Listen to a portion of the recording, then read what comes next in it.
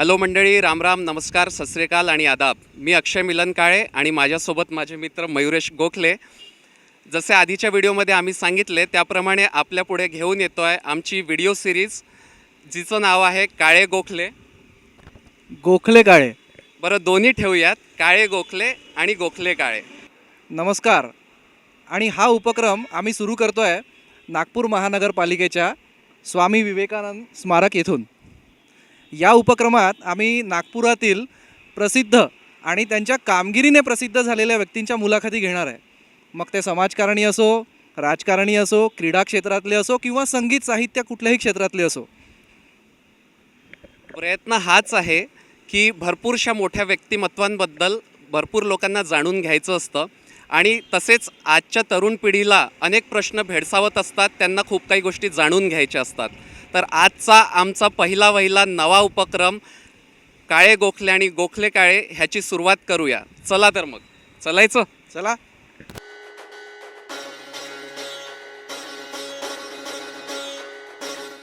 नमस्कार, मी अक्षय काळे व माझे मित्र मयुरेश गोखले. आमची यूट्यूब वेब सिरीज काळे गोखले व गोखले काळे ह्याचा श्री गणेश आम्ही आमचे पहिले पाहुणे प्राध्यापक सुमंत टेकाडेजी यांच्यापासून करतो आहे. सर, आमच्या कार्यक्रमात काळे गोखले व गोखले काळेमध्ये आपले हार्दिक स्वागत आहे. धन्यवाद. सर, आपल्याबद्दल तरुणाईला जाणून घ्यायची खूप आकर्षण आहे आपल्याबद्दल, आणि तुमच्याकडून मिळणारी माहिती त्यांच्यासाठी प्रेरणादायकच राहील.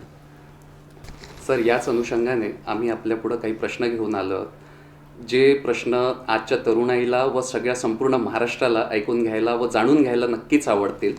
ती प्रश्न आता सुरू करूया. जरूर. सुमंतजी, संपूर्ण महाराष्ट्राचं आराध्य दैवत असलेले राजे शिवछत्रपतींचे पराक्रम व मॅनेजमेंट ह्या दोन्हींचा समन्वय साधून शिवप्रबोधन हे नेमके कसे व कधी सुरू झाले याबद्दल थोडं सांगाल? शिवाजीराजांबद्दल आकर्षण म्हणा, त्या कुतूहल म्हणा, त्या चरित्राबद्दलचं, हे महाराष्ट्रात नाही असा एखादाच विरळा सापडेल. लहानपणापासून या सर्व गोष्टींचं आकर्षण होतं. पण मला आठवतं 2009मध्ये आपल्या नागपूरच्या धरमपेठ महाविद्यालयामध्ये पुण्याचे प्रसिद्ध इतिहास प्रबोधनकार निनाद बेडेकर आलेले होते आणि त्यांनी शिवाजी महाराजांचं मॅनेजमेंट, व्यवस्थापन कसं होतं, हा अतिशय सुंदर विषय त्या दिवशी मांडला. सुदैवाने मी सुद्धा एका मॅनेजमेंट फील्डमध्ये कार्यरत असल्यामुळे कुठेतरी शिवाजी महाराजांचं मॅनेजमेंट आणि आपण जो विषय शिकवतो याच्यात साधर्म्य जाणवलं. निनादरावांशी एक दोनदा बोलणं झालं, मग त्याच्यातून असं लक्षात आलं की आपणही हा विषय, याचा अभ्यास सुरू का करू नये. आणि त्यातून जेव्हा अभ्यास करायला सुरुवात केली तेव्हा असं लक्षात आलं की आज आपण एखादी साधी संस्था चालवतो, एखादं छोटं प्रतिष्ठान चालवतो, तिथे आपल्याला किती गोष्टींचं व्यवस्थापन आणि मॅनेजमेंट करावं लागतं. तर शिवाजींसारखा माणूस तर एक साम्राज्य चालवत होता. मग लोकांना सांभाळणं आहे, पैशाची व्यवस्था आहे, शेतसारा वसुली आहे, त्यातून वेगवेगळी कामं उभं करणं आहे, असे अनेक आयाम जे मॅनेजमेंटचे असतात ते उलगडत गेले आणि त्यातून मग या विषयाची सुरुवात झाली. सुमंतजी, जगात एवढे महापुरुष होऊन गेले, राजे शिवछत्रपतीच का? खरं आहे. भारत ही तर नररत्नांची खाण आहे. अशी अनेक महापुरुष भारतात वर्षानुवर्ष जन्माला आलीत. त्यामुळे अभिनिवेशाने म्हणा, अहंकाराने की फक्त छत्रपती शिवाजीच, हा असा विषय नाही. पण आपण थोडा बारकाईने जर इतिहासाचा अभ्यास केला तर आपलं असं लक्षात येईल की वर्षानुवर्षाची जी सातत्याने आक्रमणं भारतावर होत राहिलेली होती, या आक्रमणांमधून मार्ग काढण्यासाठी ज्या लोकांनी प्रयत्न केले, तर तुमचं असं लक्षात येईल मुळात फार थोडी लोकं त्या आक्रमणांविरुद्ध उभी राहिली, फार थोडी लोकं या आक्रमणांशी लढताना यशस्वी ठरली आणि त्यातही फार थोडी लोकं अशी होती ज्यांच्या मृत्यूनंतर सुद्धा ती साम्राज्य टिकली आणि लढत राहिलीत. शिवाजीराजांचं वैशिष्ट्यच हे आहेत की एकूणच कठीण परिस्थितीमध्ये पहिले तर महाराज लढले, दुसरं त्यात यशस्वी झाले. आणि महाराजांचं सगळ्यात मोठं यश जर आपल्याला सांगायचं असेल, किंवा आपण जसं मला विचारलं की शिवाजीच का, तर शिवाजीराजांच्या महानिर्वाणानंतर सुद्धा मराठे लढत राहिले. हे जे मोठं कर्तृत्व महाराजांनी गाजवलं की सामान्य व्यक्तीच्या मनामध्ये हे माझं राज्य आहे आणि मला लढलं पाहिजे. एक चुकीची सवय जी आपल्याला भारताला लागलेली होती की राजा खतम खेळ खतम, आणि सगळं सैन्य जिंकलेल्या लढाया सोडून पळताना आपण बघितलंय. शिवाजीराजांच्या काळात तसं झालेलं नाही. राजा पडला तरी आपण लढत राहायचं.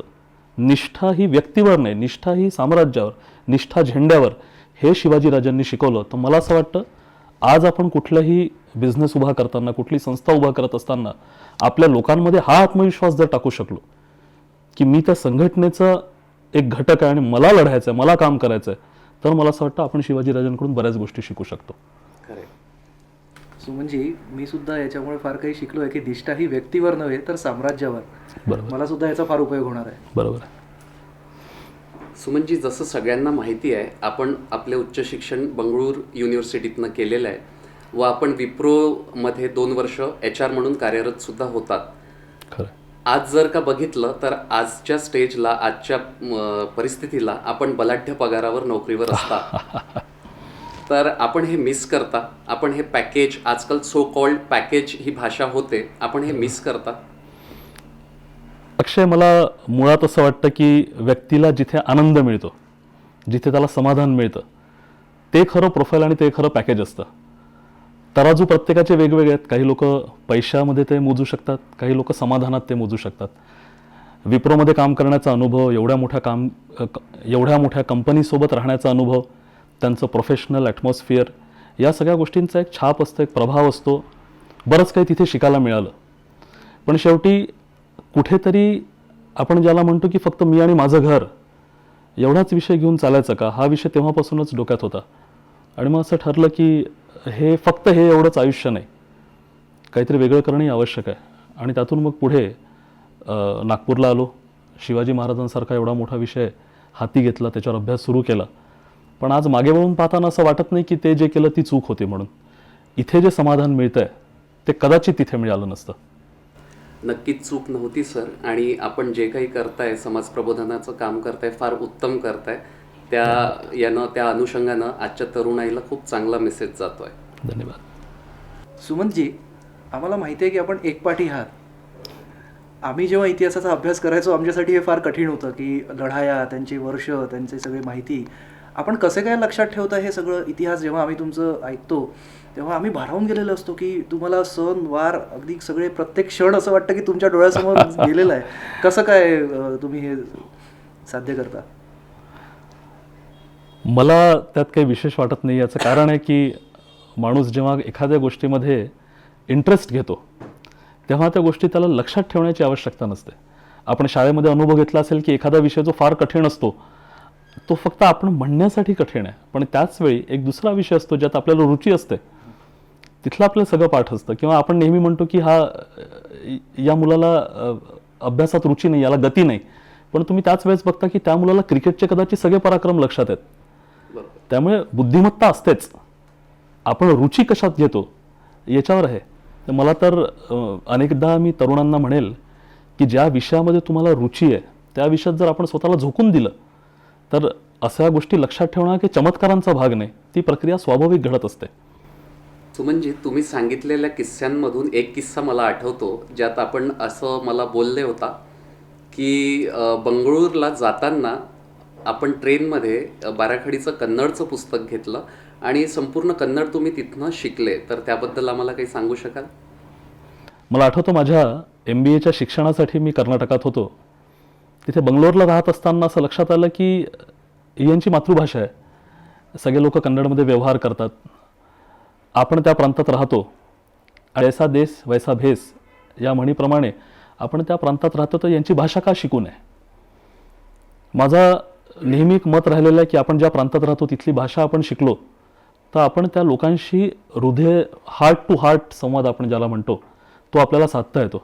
त्या दृष्टिकोनातून कन्नडचा अभ्यास सुरू केला. 1-1.25 महिना कन्नड भाषा शिकायला लागला.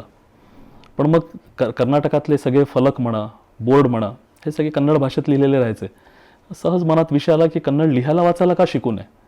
आणि मग तुम्ही जसं म्हणताय तसं एकदा बंगळूरहून नागपूरला रेल्वेने येत असताना 20-22 तास लागायचे. बसल्या बसल्या काय करावं, तर तिथे ते पुस्तक दिसलं आणि मग ते घेतलं. आणि त्या दिवशी ट्रेनमध्ये दुसरं काहीच काम नसल्यामुळे कन्नड बाराखडीच रजिस्टरवर उतरायला सुरुवात केली आणि नागपूर रेल्वे स्टेशनला उतरलो तेव्हा कन्नड लिहिता वाचता येत होतं. क्या बात आहे सर, एक लाईन. कन्नडमध्ये एक फार मोठे साहित्यिक होऊन गेले, त्यांचं नाव कुवेंपू. त्यांनी एक फार सुंदर गोष्ट म्हटली आहे, एल्लादरू एरू एंतादरू एरू एंदिंदिगू विनिवू कन्नड वागिरू. तुम्ही जिथेही राहाल, जिथे जाल, तिथे स्वतः आपण कन्नडिगा आहोत हे विसरू नका. क्या बात. याच्यावर खरंच टाळ्या वाजवायची म्हणजे अनावर इच्छा होत होती. सुमंतजी, आपण विप्रोची नोकरी सोडून 2 वर्ष कडाक्याची थंडी असो ऊन असो समाजसेवा केलीत आणि तो तुमचा जो अनुभव होता त्यावेळेसचा तो आम्हाला आमच्यासोबत तुम्ही शेअर करावा असं वाटतं. समाजसेवा वगैरे हा तर फार मोठा शब्द आहे, पण मला आठवतं मी MBAला असताना असं ठरवलं होतं की आपल्या आयुष्यातली काही वर्ष आपण देशासाठी काहीतरी करू शकतो का.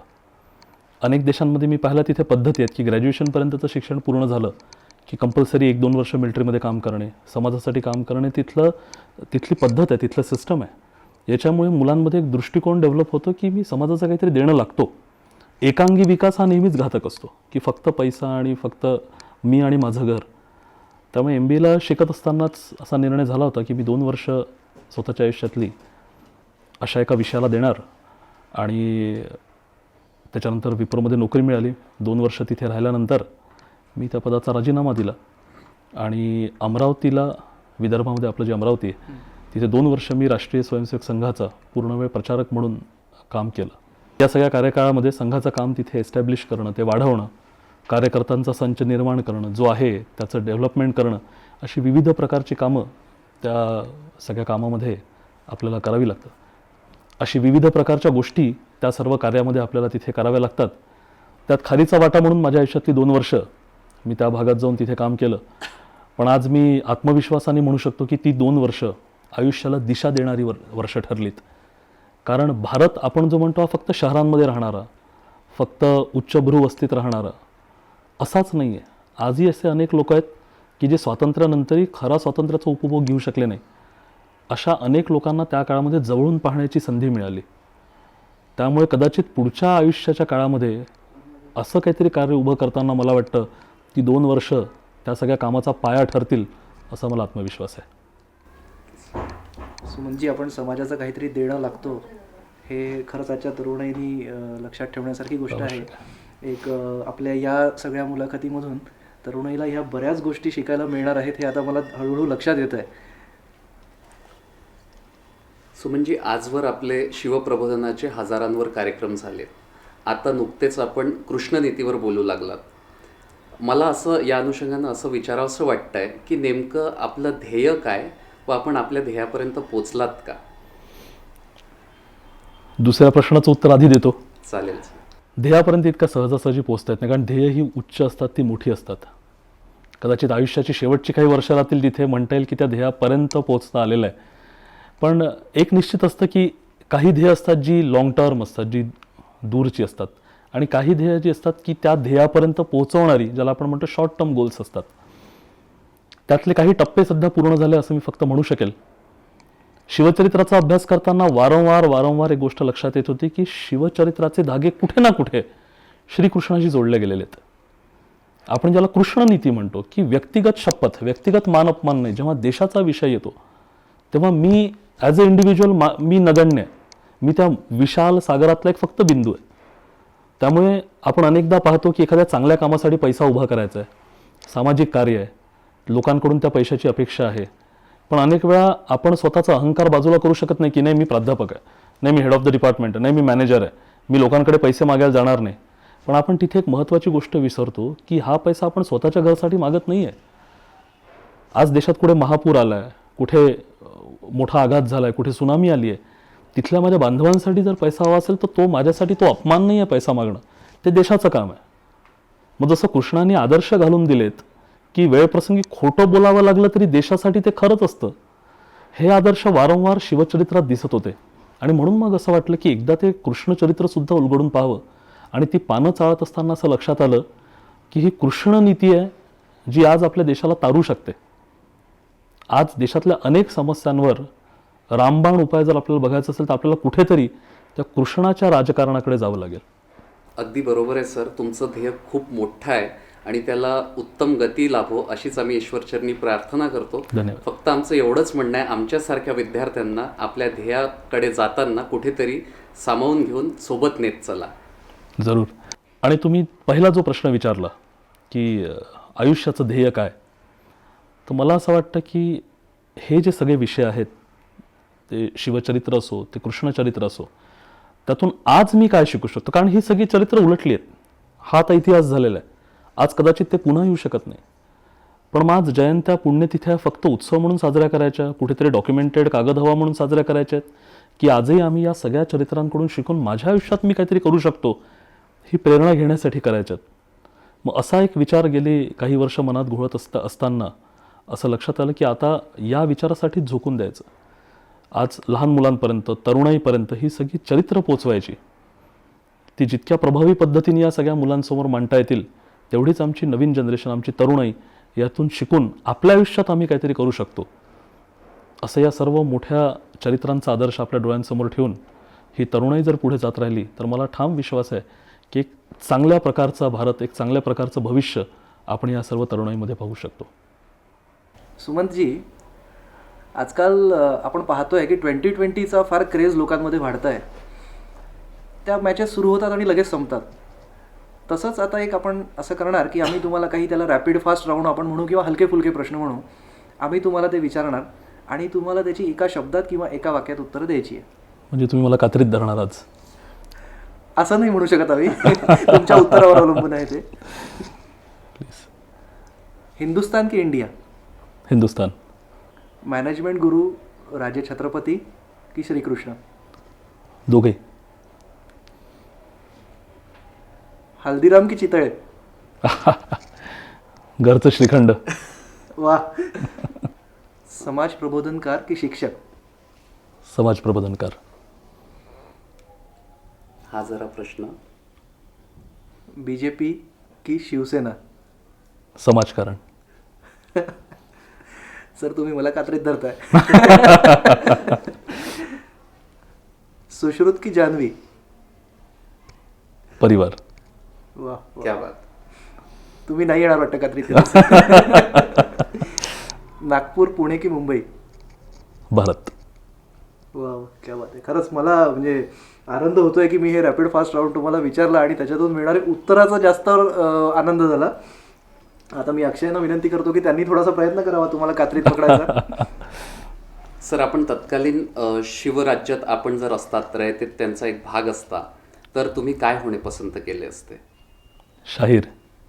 वा. शिवाजी राजेंचा आपला आवडता शिपाई कुठला? बहिर्जी नाईक जाधव, गुप्तचर खात्याचे प्रमुख. अरे वा. सर, राजे शिवछत्रपती आज जर असते तर आज कुठल्या माणसाला सर्वात पहिल्यांदा शिक्षा झाली असती? खालीलप्रमाणे पर्याय आहेत. एक बलात्कारी, दुसरा भ्रष्टाचारी का तिसरा आतंकवादी? भ्रष्टाचारी. सुमंतजी, थोडा त्रास तुम्हाला देणार आम्ही आता. तुमचं एक व्हॉट्सअप स्टेटस मी वाचलं. आजकाल व्हॉट्सअप स्टेटस वाचल्यामुळे बऱ्याच काही गोष्टी कळतात. ते असं होतं की नसतेस घरी तू जेव्हा. तर तुम्हाला आता एक डेअर आम्ही देणार. मी तुम्हाला 2 गाणे आता सांगणार, त्याच्यापैकी एक तुम्हाला म्हणायचं आहे. एक पहिलं गाणं जे आता मी तुम्हाला सांगितलं, नसतेस घरी तू जेव्हा, आणि दुसरं, शूर आम्ही सरदार आम्हाला काय कुणाची भीती. तुम्ही या 2 पैकी एक गाणं निवडा आणि आम्हाला आणि या तरुणाईला एक गाणं ऐकवा. शेवटी आपण कात्रीत पकडलं मला. मी शूर आम्ही सरदार आम्हाला म्हणे. शूर आम्ही सरदार आम्हाला काय कोणाची भीती. देवदेशान धर्मापायी प्राण घेतल हाती. शूर आम्ही सरदार आम्हाला काय कोणाची भीती. क्या बात. वा. सुमन सर, तुमच्या गाण्याच्या सुरात आणि तुमच्या डोळ्यात मला शिवकाळ दिसत होता. धन्यवाद. धन्यवाद. सर, एक आजच्या पिढीला म्हणजे आजच्या यूथला आणि तरुणाईला आपला एक छोटासा व मोलाचा संदेश आपण द्यावा, ही एक विनंती. मला असं वाटतं की आपलं आयुष्य जगत असताना प्रत्येकाला एका दीपस्तंभाची आवश्यकता असते ज्याच्याकडे बघत तो आपल्या आयुष्याला दिशा देऊ शकतो. मी आपल्या तरुणाईला संदेश देऊ इच्छितो की आपल्या प्रोफेशनल आयुष्यामध्ये पुढे जात असताना किंवा व्यक्तिगत आयुष्यामध्ये पुढे जात असताना शिवछत्रपतींसारखे, गुरु गोविंद सिंगांसारखे असे अत्युच्च आदर्श जर आपण आपल्या जीवनात ठेवू शकलो तर नक्कीच आपल्या आयुष्याला एक अर्थ मिळेल आणि त्याला एक योग्य दिशा लाभेल. खरंच खरंच खरंच खूप छान संदेश दिला आहे सर आपण, आणि ज्याची आम्हाला सगळ्यांना अख्ख्या महाराष्ट्राला सुद्धा सवय झालेली आहे. तुम्ही जी सर जोरदार जयघोष शिवगर्जना करता, असा एक जयघोष होऊन जाऊ द्या सर तुमच्या आवाजात, तुमच्या बुलंद आवाजात. महाराज प्रौढ प्रताप पुरंदर क्षत्रिय कुलवतंस सिंहासनाधीश्वर महाराजाधिराज